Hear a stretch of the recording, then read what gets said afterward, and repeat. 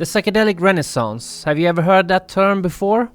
It's thrown around a lot, and people claim that we are in this period right now. I want to talk about it because I disagree. Now, the reason for this video is to just share with you my excitement, my joy for watching what is really happening. Our world is waking up. We opened up our application process to the first public and legal ayahuasca church in America. Up until this point, people from all over the world had to go to Peru or South America in order to experience this medicine for themselves. And I wanted to share with you why I'm doing this. Show me the money. Show me the money. Show me the money. And then you have all these hallucinations about your childhood. It's very, very vivid, like vivid imagery. And is that good? And is that good? In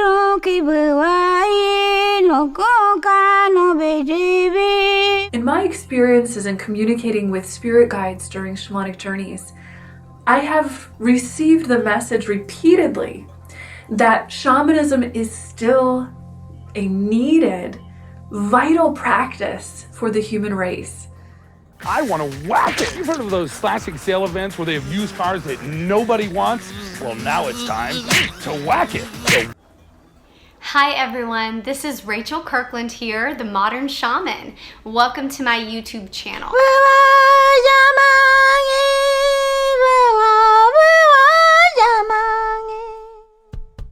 We are not in the Psychedelic Renaissance.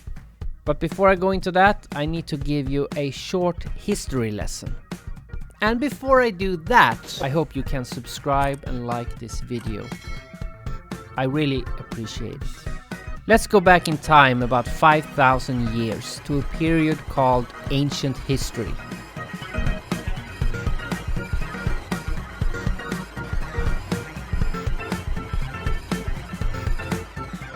Oh, oops, too far. There we go. This period lasted up until the year 400, around the time of the fall of the Roman Empire. It was at this time a new age began called the Middle Ages, and it lasted for almost 1,000 years, ending in 1499. It was during this period that alchemy and hermeticism had its heyday, although those practices began much earlier. Anyway, one of the major aspects of the Middle Ages was that people did not read or write, and they had to rely on the church and the clergy to inform them how to get their ticket into heaven. In short, people had to trust an authority for the truth. Nobody expects the Spanish Inquisition! They could not find out for themselves as they could not read, or even if they could, how could they even afford to buy books? In those days, books was an item of luxury. The period known as the Reformation would change this and eventually lead mankind into the Renaissance, which was a period in European history marking the transition from the Middle Ages to modernity and covering the 15th and 16th centuries. The Renaissance that followed the Middle Ages was actually a revival of an older time, classical antiquity or ancient history. This is a common occurrence that history repeats itself, that we humans long for a greater period that already existed and we try and recreate it. The Renaissance was the artistic and intellectual rebirth of Europe. Before the Renaissance we weren't very smart, not that we are smart now. It all new Alma. But back then we did nothing but what we were told. As I said before, most people couldn't read, so they had to trust authority. During and after the Renaissance, people had a feeling that life is valuable and rich, that life is not all about getting into heaven, that it's important to think for yourself. The Renaissance created both the Enlightenment and the scientific revolution, about 300 years ago, or in other terms, during the 17th and 18th century. The Enlightenment was a period which saw the growth of intellectual reason, individualism, and a challenge to existing religious and political structures. The scientific revolution was an element of the Enlightenment period. The scientific revolution focused on the development of modern science based on the scientific method of deductive reasoning. And all this eventually led to the Industrial Revolution.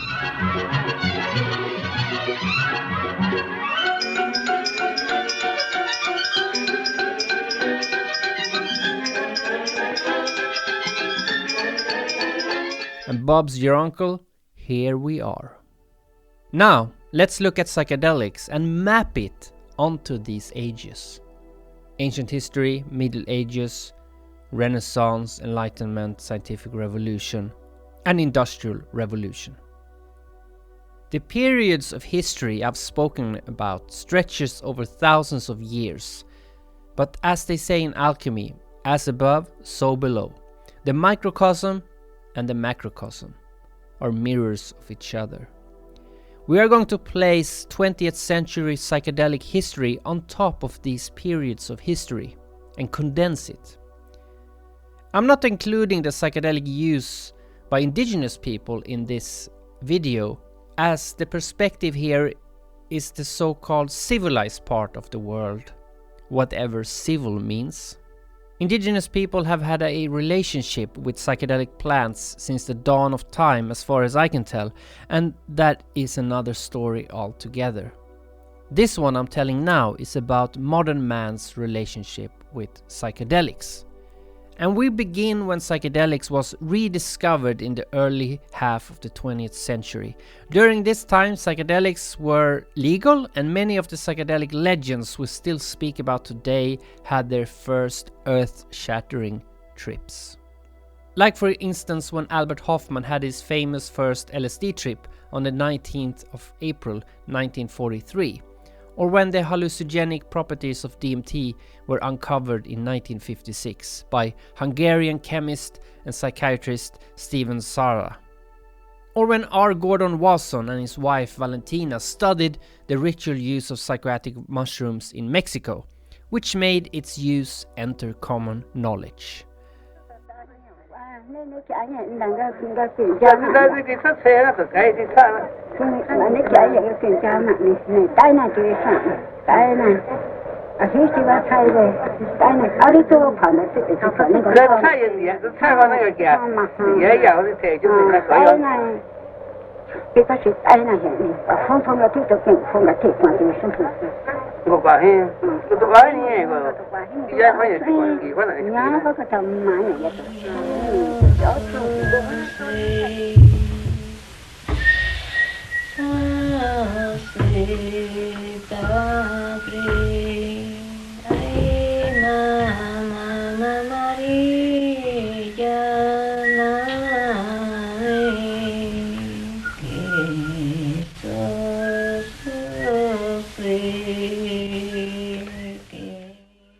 I would call this period our psychedelic ancient history. The Eleusinian mysteries were initiations held every year for the cult of Demeter and Persephone, based at the Pan-Hellenic sanctuary of Eleusis in ancient Greece.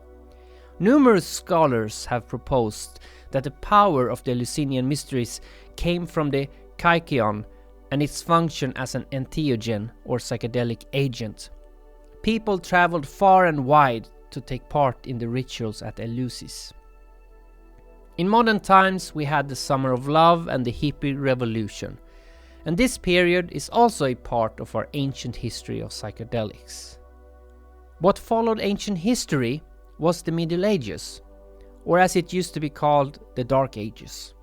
Similar to the period of history called the Middle Ages, where people had to trust authority for the truth, in the 20th century people had to bow to the law when the war on drugs took off and made all psychedelics illegal. Public enemy number one in the United States is drug abuse. In order to fight and defeat this enemy, it is necessary to wage a new all-out offensive. Say no to drugs and say yes to life. Which also stopped any further research into these substances. This period was our psychedelic Dark Ages, or if you will, our psychedelic Middle Ages. Then came the light in the early 90s with studies into DMT by Rick Strassman, for example. This and other ventures, together with the poetry of the bard Terence McKenna through the 80s and 90s, and other psychedelic preachers and authors and adventurers, this all led to a revival, a newfound respect for psychedelics.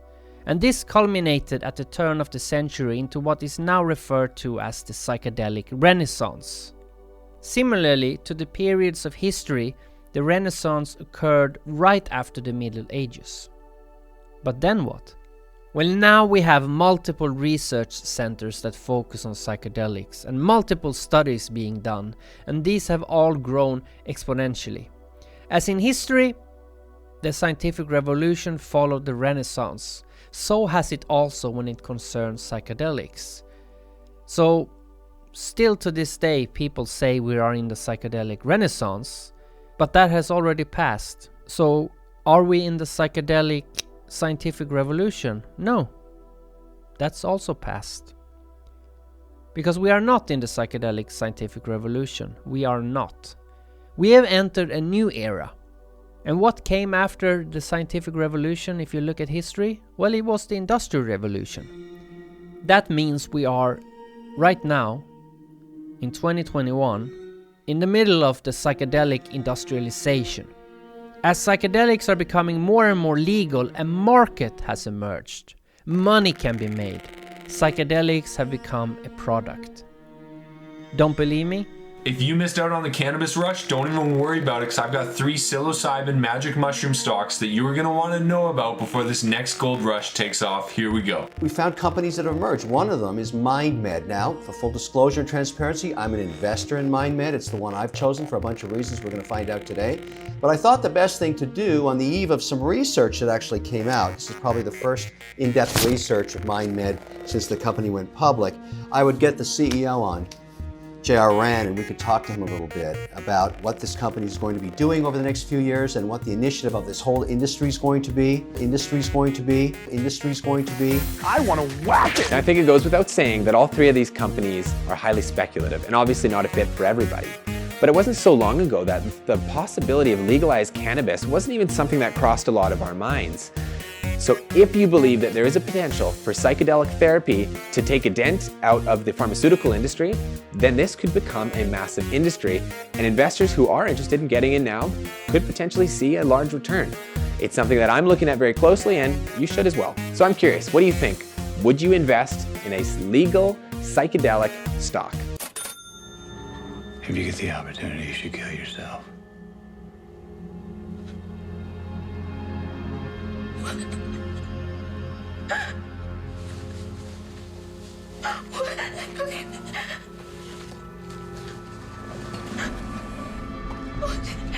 I still hear people utter the phrase psychedelic renaissance, but that period is over. The psychedelic scientific revolution, it's over. We are in the psychedelic industrialization, and we have to be very careful. Perhaps it's already too late. In a sense, the train has left the station. And this is not good. It's not good at all. Psychedelics, in my opinion, is a sacrament. It should be a gift. It should not be a product to be marketed and sold. It was a big mistake to make it legal, or to try and make it legal.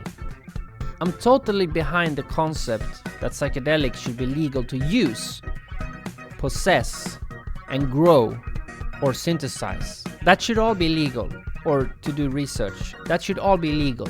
But it should not be legal to sell or profit from psychedelics.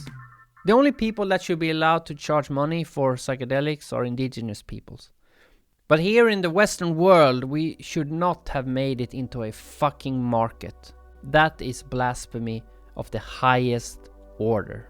So what can we do about it? I'm not sure. Leave a comment down below. Maybe you got a good idea. I just want to put it out there that the psychedelic renaissance is over. We're in the industrialization. Please like and subscribe. Freedom is in the mind.